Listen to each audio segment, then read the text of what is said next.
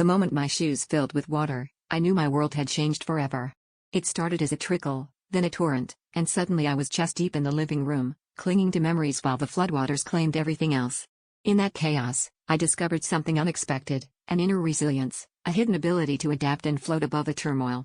Each stroke I took through the murky water was a step toward survival, a silent promise that adversity would not drown me.